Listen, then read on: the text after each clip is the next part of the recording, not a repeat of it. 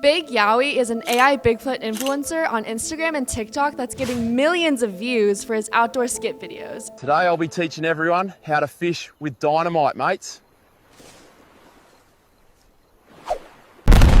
And we were able to interview him. This actually goes back to Google's VO3 announcement. I kind of saw the opportunity to create short form content with it. He has over 400,000 followers across both Instagram and TikTok, making shorts of an Australian Bigfoot named Big Yowie doing crazy shenanigans in the wild, from fighting sharks, escaping fires, and an unhealthy obsession with dynamite.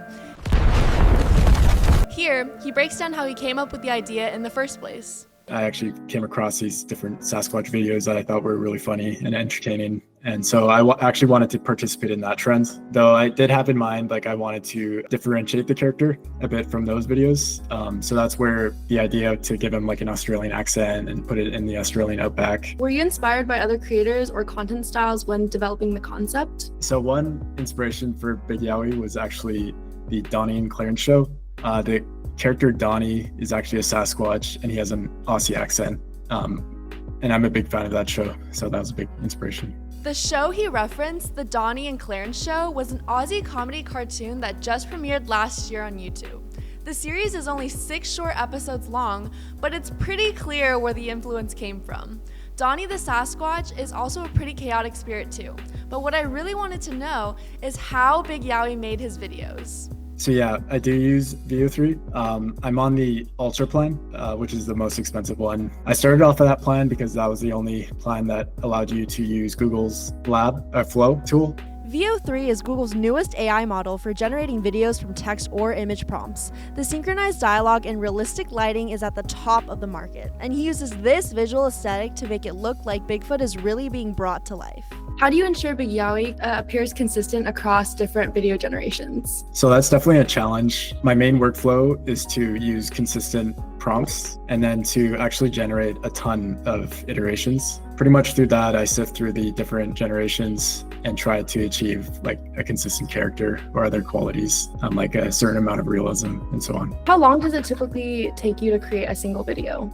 It varies given the scope of the video, but my most popular videos that have 3 or 4 shots usually took around 4 to 6 hours. I think the hardest part of making a video is the script writing part. That's the least linear. You really have to search and find a funny idea that you really like. So that can, it's just not a linear process. But when you have the right idea and you want to convert each beat of the script to a shot, that really only takes 5 or 10 minutes to generate the video prompt. You'll notice in Big Yowie's videos, his design slightly changes over time, eventually adding his baseball cap. Here he goes a little more in depth on how he uses Google VO3. How many times would you say that you have to regenerate it because maybe the prompt isn't right or maybe VO3 just isn't giving you the kind of film that you want? So it depends on the shot. For close-up talking shots, you can probably get the result you want within 5 or 10 attempts. When it comes to multiple characters on screen doing something dynamic or complex, it can take upwards of 50 and may not even be possible. Oh, wow. I never thought about that, but you do have to generate a lot of times to kind of put your vision into works, huh? For sure. Yeah, it's honestly quite frustrating. So do you have any specific prompt advice for other people who might be trying to generate videos? I would say just in general, you have to use VO3 a lot. You have to learn about the different quirks of the video model, and you want to, just experiment a lot and just figure those things out. There's just little things like how you punctuate your dialogue, how detailed your prompts are. You have to understand how the strengths of the model in terms of lighting. So I would just recommend a lot of experimentation. Now, Google VO3 isn't cheap. The biggest plans can cost up to $250 a month, as well as spending credits on each video to get the perfect shot.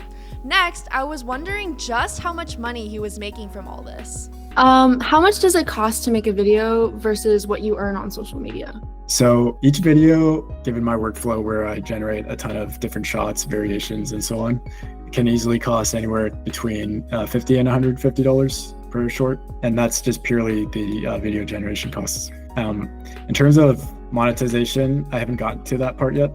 So I'm just burning money right now. He works as a software engineer and part-time is Big Yowie, so we knew he had experience delving into AI technologically.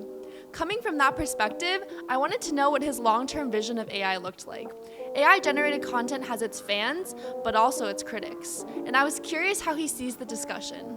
So, what are your thoughts on the current state of AI videos? Some people love it, some others hate it. What is your perception on it? So I think overall AI video is the future.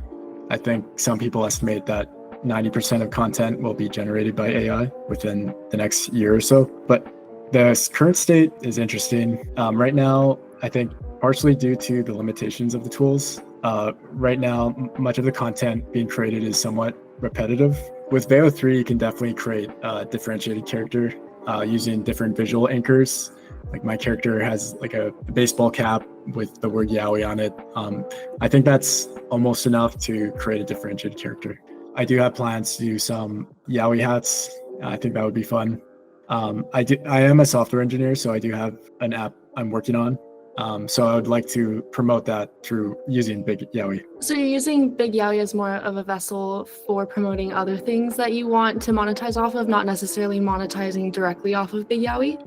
Yes, I think that's my general approach for sure. Do you think AI characters are the next evolution of the influencer? Do you expect to see more big brands using AI generated characters or even people for marketing and advertising? So I think on one level, if your content gets views, high engagement, I think that's enough for brands to see value and to promote their products with. In terms of replacing influencers, I don't think people have the same relationship with AI characters as they do with normal or with human beings. What inspired you to start creating content? Or was it just like when Veo came out, you were really just experimenting with videos and then you thought that this would be really funny to share? Or did you go into using Veo 3 for the objective of creating content? So I've always wanted to create content in some way or another ever since I was a teenager.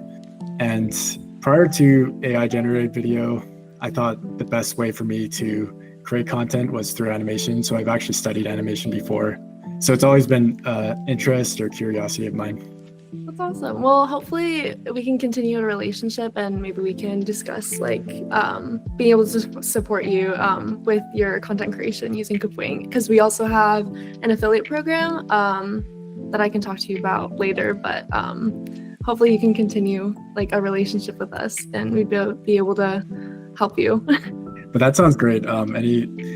Definitely open to affiliate programs, I think.